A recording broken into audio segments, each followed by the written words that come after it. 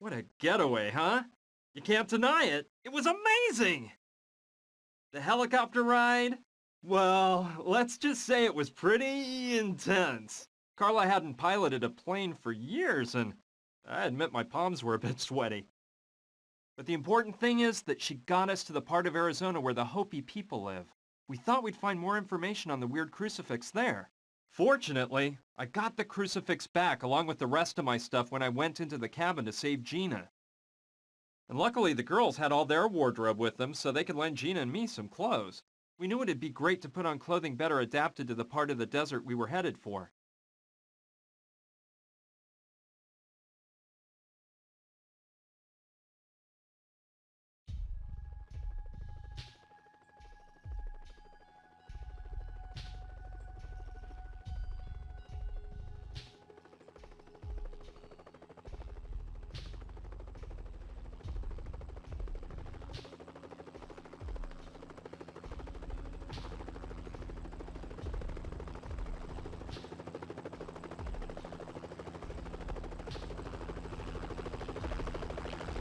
Be careful, you guys. You gals, too. And thanks for everything. I can't stand goodbye.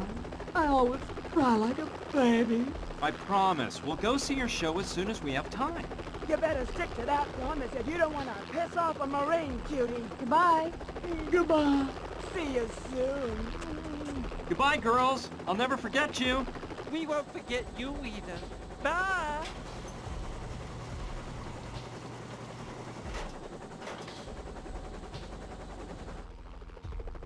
Well, we're on our own. You got a problem with that?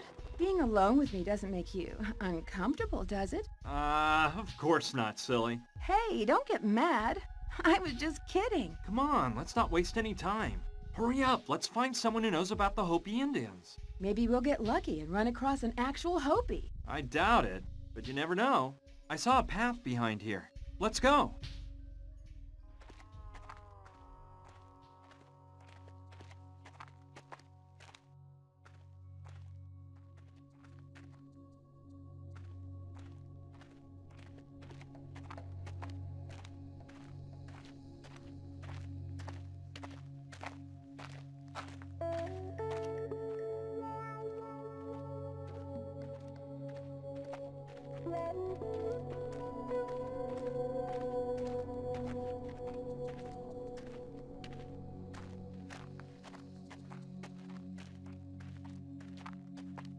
Wait, my bootlace came untied. I'll catch up with you. I'm gonna take a look from up there. Hey! Gina! Gina! Gina! Answer me! Gina! No! No!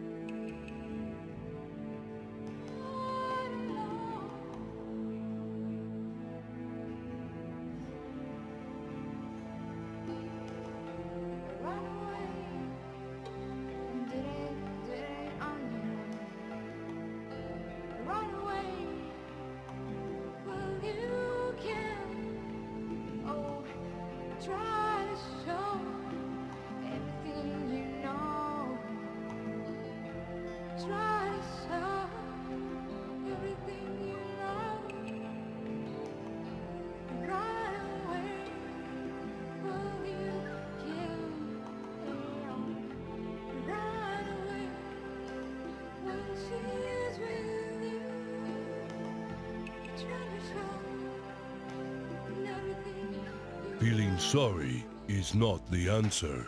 Hey! Who are you? I didn't hear you come up. I am Wupuchim, last of the Hopi chiefs. The answer is to continue on your mission, not to feel sorry. How do you know all this? I don't understand how you... Hey, wait a minute. Did you say Hopi? I did, of course. That's incredible. I'm here to find out the meaning of a crucifix of Hopi origin. Show me the object. This is it. My young friend, this is not a crucifix. It is a sacred key. A key? But it's not shaped like a key. The way you are holding it in your hand, press strongly on the upper part with your thumb. Oh. Well, it sure looks like a key now. And what is it this sacred key opens? It is the key to the sacred Hopi crypt. The sacred crypt? And where is this crypt? Right across from our village, on the highest peak, on the other side of the Great Canyon, where Istarok places his first ray at dawn. Oh. And could you tell me how to get to the Hopi village? The sacred key went to you, so your destiny is to reach the sacred crypt. What path to follow? The path of knowledge, no doubt. Well, I think there's something I should tell you. You see, the truth is that this key is not mine. Hey! He disappeared! Now how did he leave without me noticing? Just like when he came. Feeling sorry is not the answer. Huh. That's easy to say, but I feel I can't move one step now that Gina's... Well, he's right. The only thing I can do for Gina now is continue on the mission that brought us here. I owe it to her. Now I know the crucifix is actually the key to a crypt. If I manage to find the Hopi village, I'll be able to enter that sacred crypt. And I'll probably find an explanation for this whole mystery there. So, let's hop to it. Great. I have a good view of the whole area from here. Let's see. It looks like there's a small town over there. I'll go see if I can find someone who knows about the Hopi village. Wow. This place looks like something out of a John Ford movie. You've got your hotel, your sheriff's office, the typical saloon from the Old West, and there's even an old derailed steam-powered locomotive at the end of town. Wait! Stop! Don't shoot! Who are you, and what are you doing in my town? And put up your hand so I can see them. Hey, hold your horses. I've come in peace. Look, my name is Brian. I'm a bit lost around here. Can you help me out? Well, okay. I guess you're not lying. Come in and we can chat.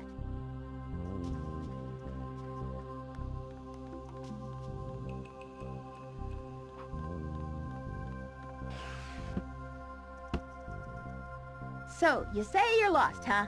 Well, maybe you can tell me how you got here then. Well, the truth is, I'm not totally lost. I'm trying to find a Hopi village that used to be inhabited somewhere in this region. I came into this town hoping to find information on its exact location. The Hopi village. Are you an archaeologist or something like that? No, I know nothing about archaeology. I need to find it for another reason. You don't look like an archaeologist, to tell you the truth. Though I suppose they don't all carry whips and wear hats. Oh, give it a rest, please. Do you know where that Hopi village is or not? This may sound strange, but the history of this town, Douglasville, is very closely related to the history of that Hopi village. Really? In what way? Please explain. Well, it's kind of a long story. Okay, well, here it goes. This village was founded by my great-grandfather, James Theodore Douglas. He was the owner of a gold mine nearby, and in the beginning, Douglasville was nothing more than a mining camp. But it grew bit by bit until turning into a flourishing town. Everyone was prosperous thanks to the huge profits of the mine, and my great-grandfather even got the railroad to run through Douglasville. However, something happened that tragically changed the town's fate. The mine and the mine shafts just kept growing and growing until one of them, the one with the largest vein of gold, bumped into something totally unexpected. The Hopi village! Really? So what happened? The inevitable. The Indians weren't willing to let white men ravage their lands. And J.T. Douglas wasn't the kind of man who would give up a fortune just because some Indians got in his way, so there was a bloodbath. It looked pretty bad for the Indians. They didn't have much to fight with, and a lot of them died. But then, something amazing changed everything.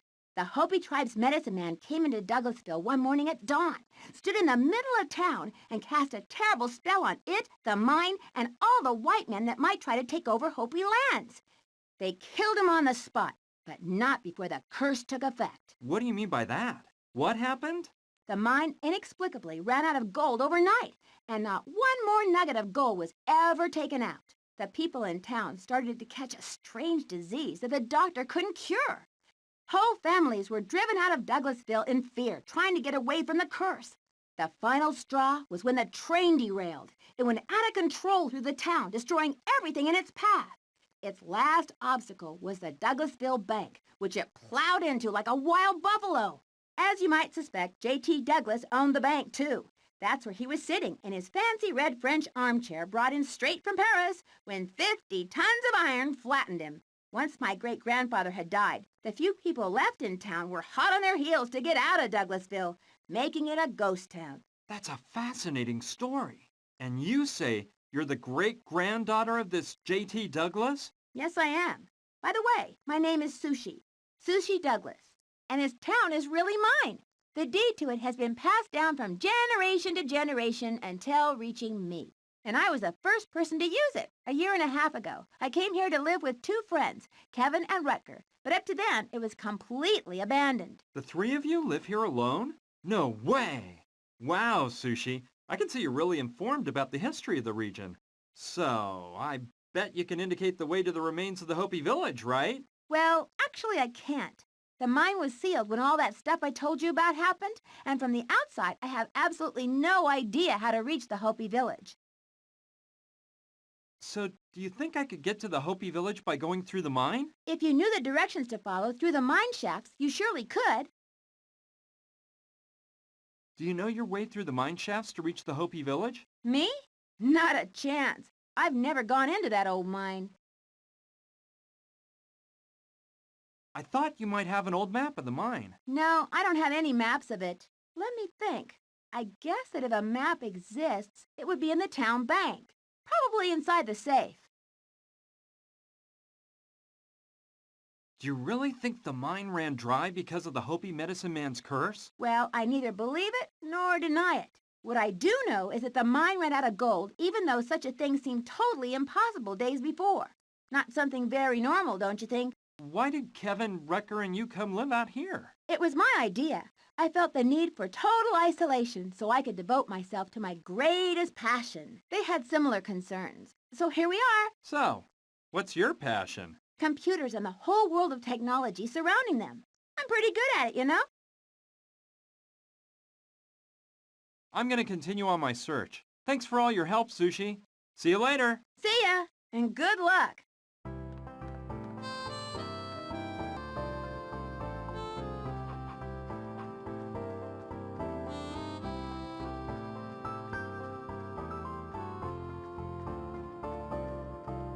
This must have been a supply wagon, because it has some sort of strap attached to an iron ring at the edge.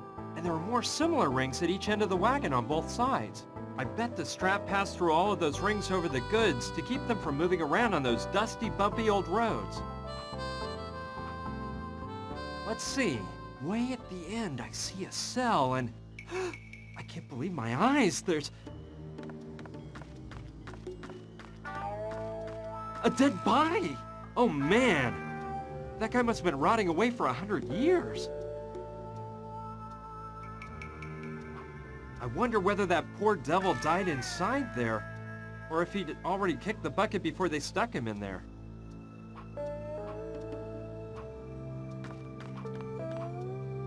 There's still some old wanted signs up, offering a reward for capturing the bad guys.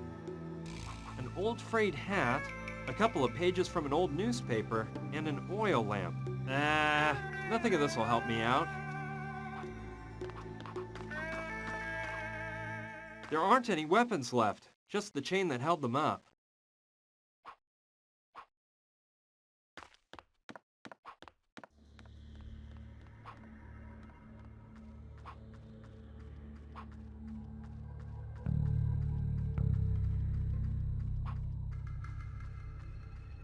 Impossible. I'd have to remove the boards on the door.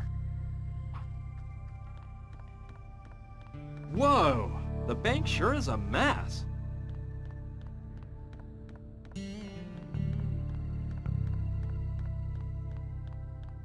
I see the locomotive really wrecked the place when it derailed and smashed into the bank.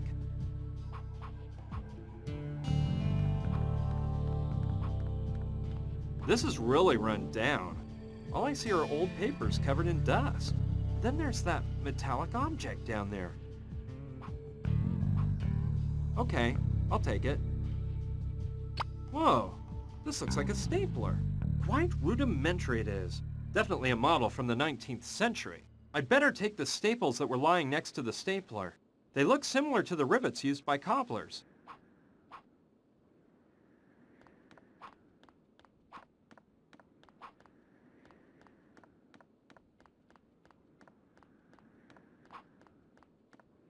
I bet this was J.T. Douglas's desk.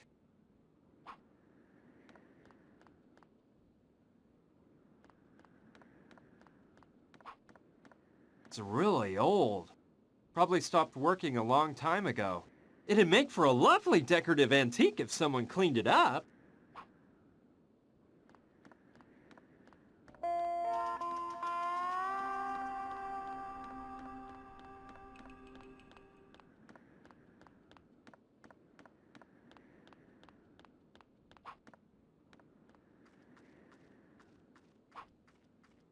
I can't imagine the havoc that locomotive wreaked the day it derailed and annihilated everything in its path. Huh. Reminds me of a model I got for Christmas one year. Yep, it's almost exactly alike. There's the smokestack, and to the left is a spout where you fill the water tank, and further to the left is the whistle next to the engineer's cab.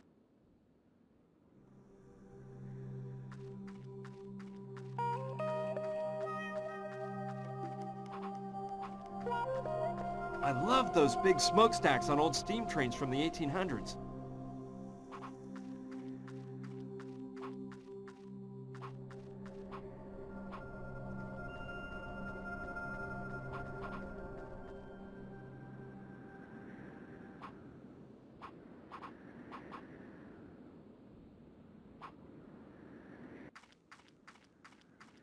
Oh man, this is the mine that killed Gina.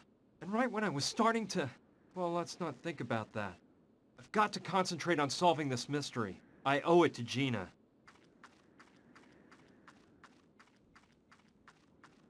If I could move that stone away from the entrance, I might find the Hopi village through the mine. It's blocked by that huge rock they put in front of it.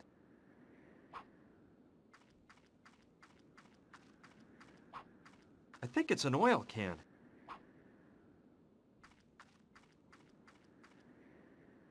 A bit heavy, but it may be of some use to me.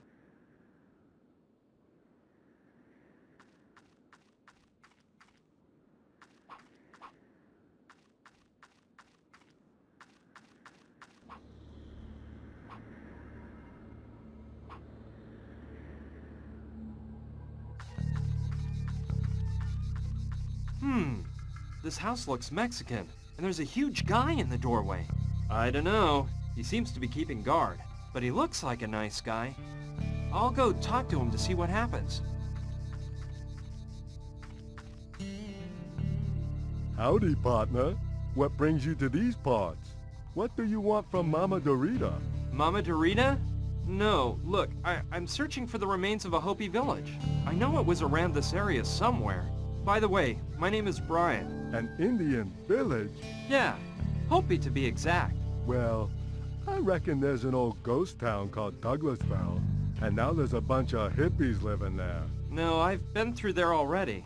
Douglasville is not the town I'm looking for. Thanks anyway, though. Well, pal, I never heard of any other abandoned villages around here. You think Mama Dorita could help me? Sorry, but I doubt it. Mama Dorita helps people with other types of problems. Other types of problems? Yeah, she's in contact with the other side. The other side? You mean she talks to dead people? Yup, she's mastered the arts of voodoo, Susang, and Santeria. And she's a healer, too. I'd love to meet her. Maybe she might know something about the Hopi village. No way. Mama Dorita doesn't do that kind of thing. Look for a good archaeologist, pal. Besides Mama Dorita's name, there's a... I'm not sure. It's got an insect painted on it or something like that. It's old, but it seems strong and sturdy. I wonder what that's for. Maybe Mama Dorita has a cat. She puts its food there.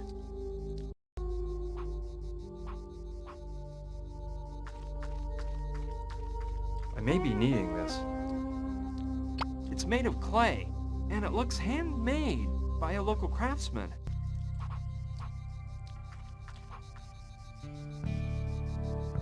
By the look of that bucket, I'd say it hasn't been used for quite a while.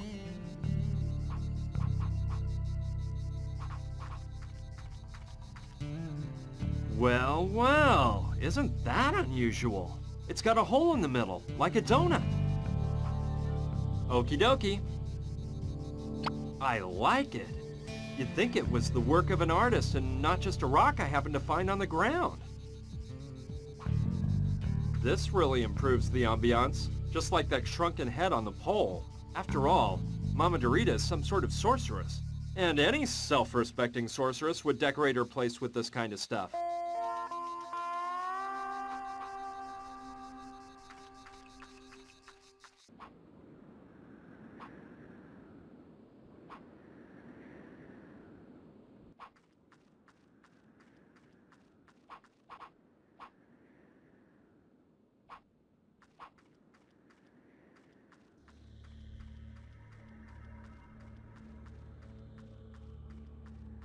Okay, let's make a real Clint Eastwood entrance. Ha! This is gross. It's covered with mud and reeks like sewage.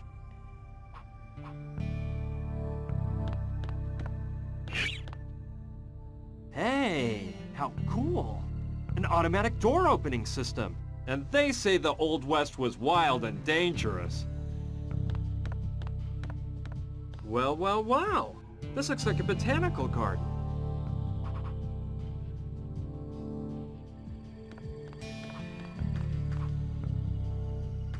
It's got dirt inside, but nothing has been planted in it.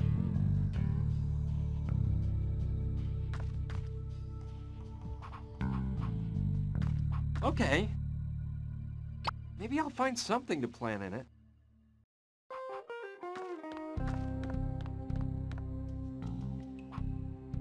Let's see what I find here.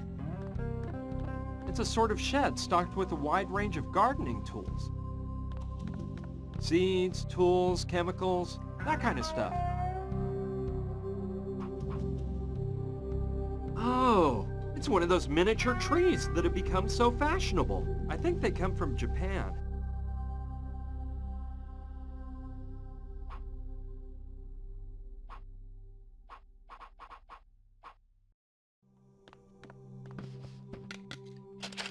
Let's see. These pruning shears may be of use.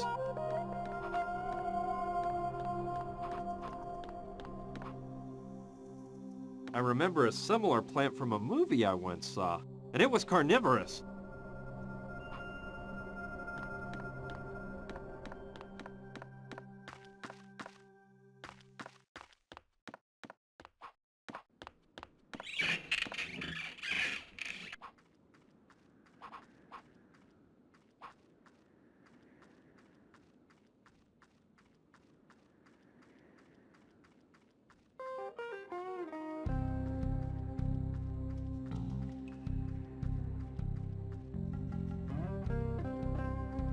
The strap looks strong and it's quite long.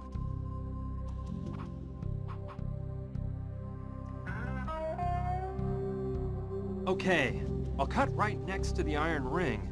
That way I'll get most of the whole strap. It must be 6 to 8 yards long.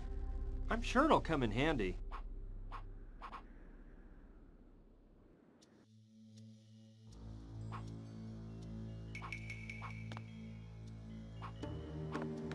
Must be for that stove over there. All right. I don't think anyone will need them to light up the stove. 5 nice logs. Might come in handy.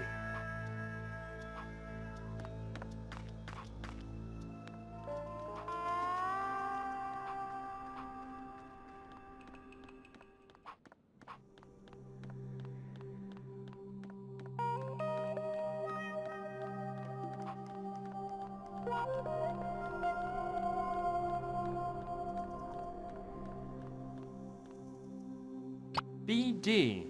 Bank of Douglasville, I suppose.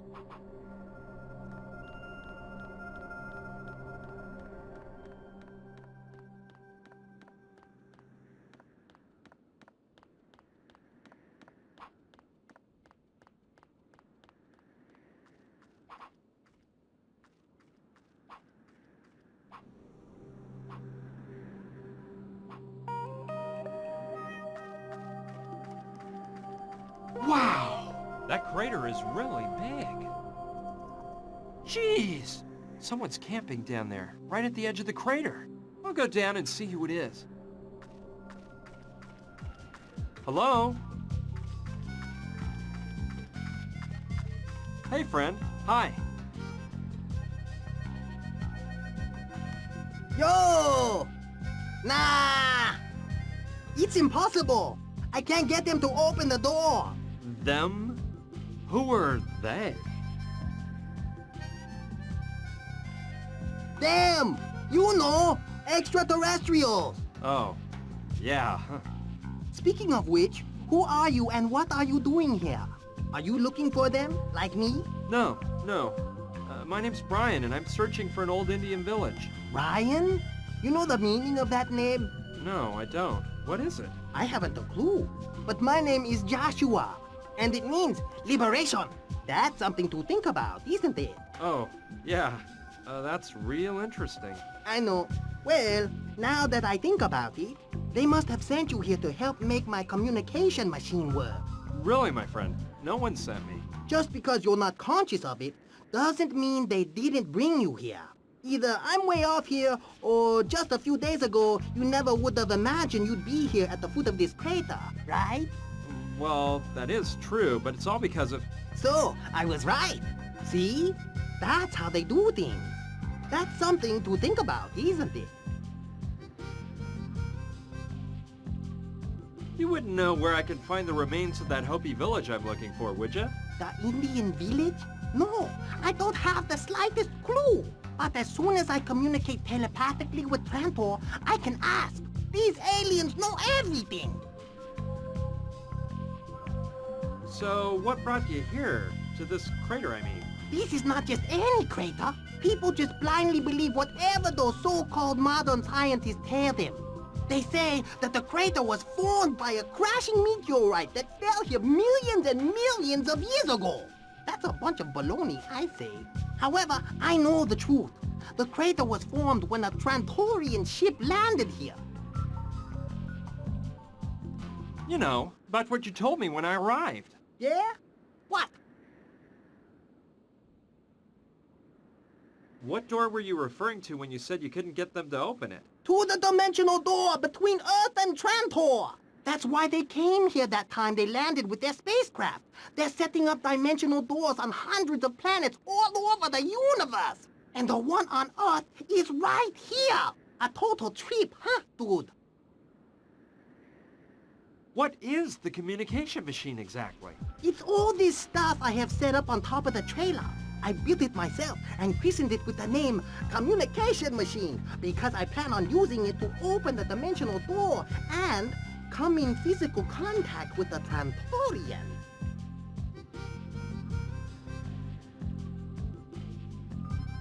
Why did you tell me to help you make it run? Is it broken? Yeah, after getting here and setting everything up, I ran into some bad luck.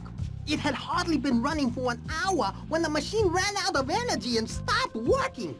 I took off the plate covering the rotor and checked out the battery that makes it spin, but I can't find what's wrong. The battery looks like it's in one piece. I just don't get it. All I can tell is that if the rotor doesn't spin, it doesn't produce energy. And without any energy, the machine is useless hunk of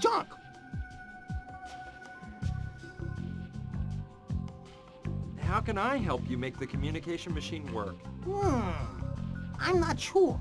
The thing is, we need energy for the machine, and the energy is produced when the rotor spins.